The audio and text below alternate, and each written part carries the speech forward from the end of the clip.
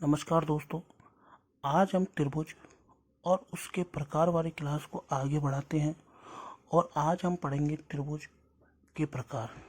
जैसा कि हमने पिछली वीडियो में देखा कि त्रिभुज के दो भागों में बांटा गया है, जिसमें पहला है भुजाओं के आधार पर और दूसरा है कोणों के आधार पर।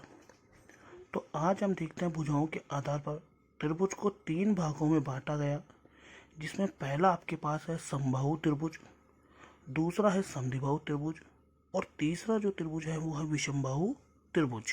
समबाहु त्रिभुज वह त्रिभुज जिसकी तीनों भुजाएं समान माप की होती हैं, उस त्रिभुज को समबाहु त्रिभुज कहते हैं। यदि समबाहु त्रिभुज की भुजा ए हो तो उसका अर्ध परिमाप यानी कि एस जो है वो होगा ए प्लस ए बट्टे में 2 बराबर में 3a/2। समबाहु त्रिभुज का क्षेत्रफल ए स्क्वायर रूट में 3/4 होता है, या हम बोल सकते हैं रूट में 3/4 भुजा स्क्वायर होता है। जैसा कि आपके सामने एक त्रिभुज दिया हुआ है ABC, इसकी जो AB भुजा है वो 5 है, BC जो भुजा है वो 5 है और AC भुजा जो है वो भी कितनी है 5। इसलिए हम बोल सकते हैं AB बराबर में BC बराबर में CA बराबर में 5 सेंटीमीटर। इसलिए यह त्रिभुज एक समबाहु त्रिभुज है। समद्विबाहु त्रिभुज वह त्रिभुज जिसकी दो भुजाएं समान माप की हो उसे समद्विबाहु त्रिभुज कहते हैं। जैसा कि यहाँ पर आपके सामने एक त्रिभुज दिया हुआ है ABC, जिसमें AB 5 है, AC 5 है और BC 7 है। तो अगर आप इसको देखोगे तो आपको AB और AC दोनों 5 है, इसलिए यह समद्विबाहु त्रिभुज है जिसकी दो भुजाएं AB और AC दोनों बराबर है और वो कितनी है आपके पास 5 सेंटीमीटर। यदि किसी समद्विबाहु त्रिभुज की दो समान भुजाओं की लंबाई A एवं तीसरी भुजा यानी कि असमान भुजा की लंबाई B हो तो समद्विबाहु त्रिभुज का अर्ध परिमाप आपके पास होता है S बराबर में A प्लस का A प्लस के B बट्टे में 2, यानी हम बोल सकते हैं 2A प्लस के B बट्टे में 2। ये जो है ये कहलाता आपके पास किसी भी समद्विबाहु त्रिभुज का अर्ध परिमाप। समद्विबाहु त्रिभुज का क्षेत्रफल B/4 रूट में 2A प्लस के B ब्रैकेट में 2A माइनस के B बराबर में B/4 रूट में 4A स्क्वायर माइनस के B स्क्वायर होता है। अब अगला त्रिभुज आपके पास है विषमबाहु त्रिभुज। वह त्रिभुज जिसकी तीनों भुजाएं असमान माप की हो उसे विषमबाहु त्रिभुज कहते हैं।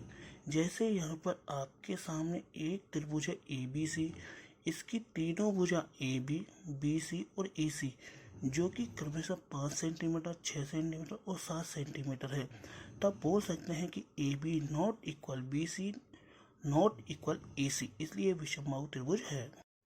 कोणों के आधार पर त्रिभुज का वर्गीकरण।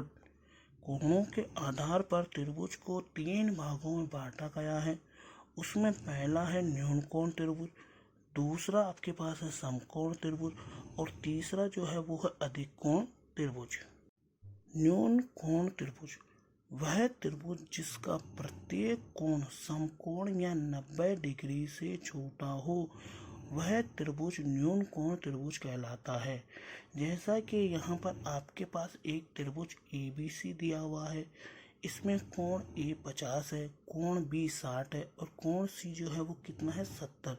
इसलिए हम बोल सकते हैं कि कोण A, कोण B और कोण C तीनों ही कोण 90 डिग्री से छोटे हैं, इसलिए यह एक न्यून कोण त्रिभुज है। आगे देखिए समकोण त्रिभुज वह त्रिभुज जिसका एक कोण 90 डिग्री का हो उसे समकोण त्रिभुज कहते हैं।